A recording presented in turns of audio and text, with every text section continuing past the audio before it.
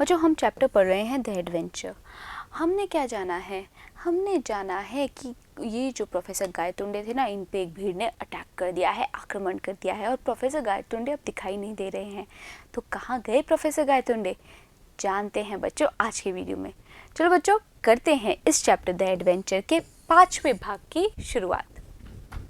This is all I have to tell Rajendra. All I know is that I was found in Azad Maidan in the morning, but I was back in the world I am familiar with. तो professor Gaitonde वो जो राजेंद्र देशपांडे थे ना, उनको बोल रहे हैं कि मेरे पास तो यही सब है बताने के लिए Rajendra. All I know is, मुझे तो केवल ये पता है that I was found in Azad Maidan, कि मेरे को पाया गया आज़ाद मैदान में सुबह। But I was back in the world I am familiar with, पर मैं वापस उसी दुनिया में आ गया जिससे मैं परिचित हूँ। Now where exactly did I spend those 2 days when I was absent from here?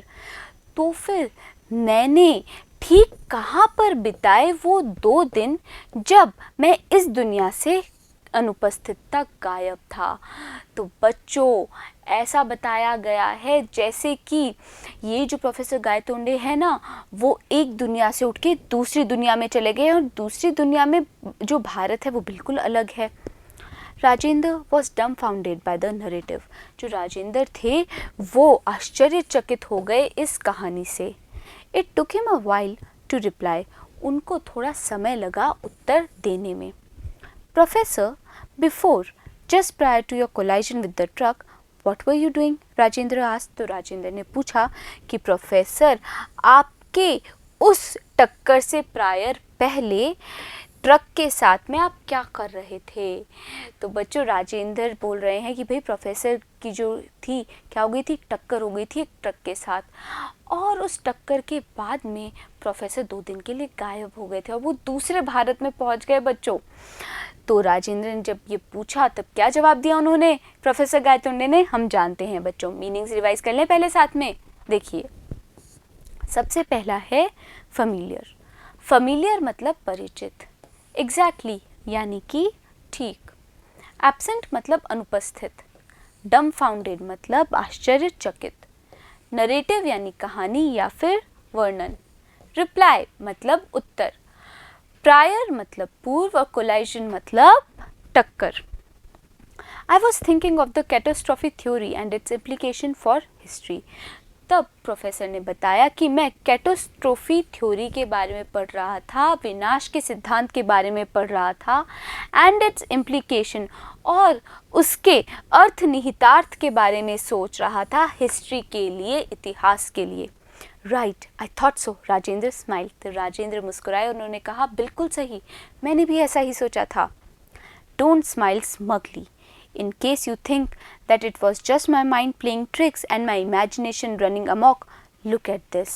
तो फिर प्रोफेसर ने कहा कि इस तरीके से स्माइल मत करो, मुस्कुराओ मत, आत्मसंतुष्टि के ढंग से।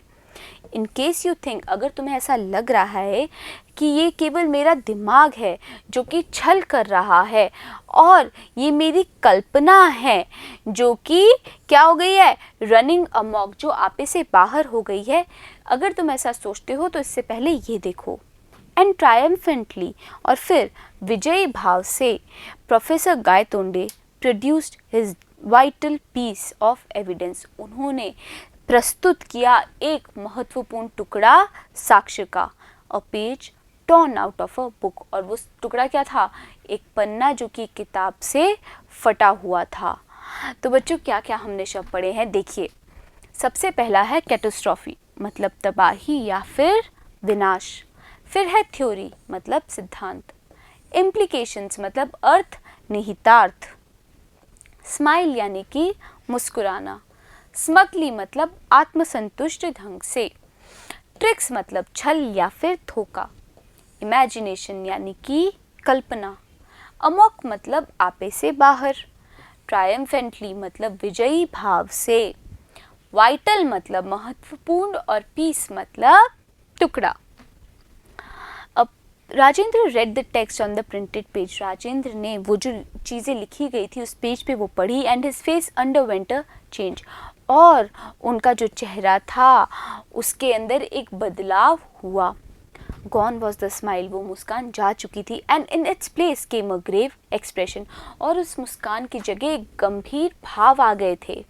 ही वॉज विजिबली मूव्ड, और ये बिल्कुल स्पष्ट था कि वो स्पष्ट रूप से क्या हो गए हैं, विचलित हो गए हैं। तो बच्चों जानते हैं असल में क्या हुआ है, प्रोफेसर गायतोंडे एक ही समय पर एक दूसरे अलग ही भारत में जाके आए हैं, जहाँ का इतिहास बिल्कुल अलग है, वहाँ पे घटनाएं बहुत अलग तरीके से हुई हैं और उनका अनुभव करके आए हैं प्रोफेसर गायतोंडे।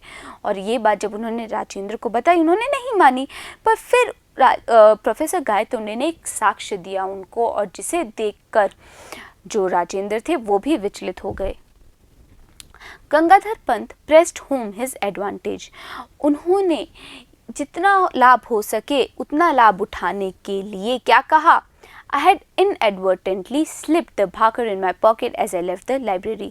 मैंने अनजाने में खिसका लिया था भाकर को, यानी उस किताब के उस पन्ने को अपनी जेब में जब मैं लाइब्रेरी से निकला। I discovered my error when I was paying for my meal. और मेरे को अपनी गलती का पता लगा जब मैं अपने भोजन के लिए पैसे दे रहा था। I had intended, मेरा इरादा था, to return it to the next morning, कि मैं उसे लौटा सकूं अगली सुबह। तो बच्चों यहाँ पे क्या क्या शब्द हैं देखिए।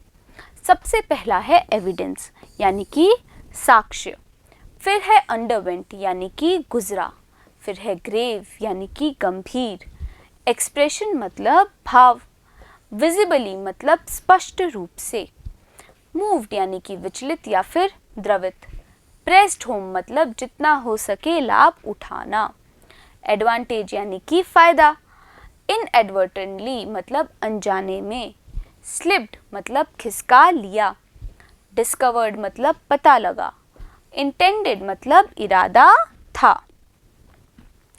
But it seems that in the melee of आज़ाद मैदान the book was lost.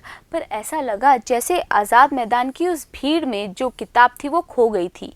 Only this torn of page remained. केवल यही फटा हुआ पेज बना रहा। And luckily for me, और मेरे सौभाग्य से, the page contains vital evidence. इसी पन्ने में है एक महत्वपूर्ण साक्ष्य। Rajendra again read the page. Rajendra ने फिर से उस पन्ने को पढ़ा। It described how विश्वास Rao narrowly missed the bullet. उस पेज के अंदर ये वर्णित था कि किस प्रकार से विश्वास राव जरा से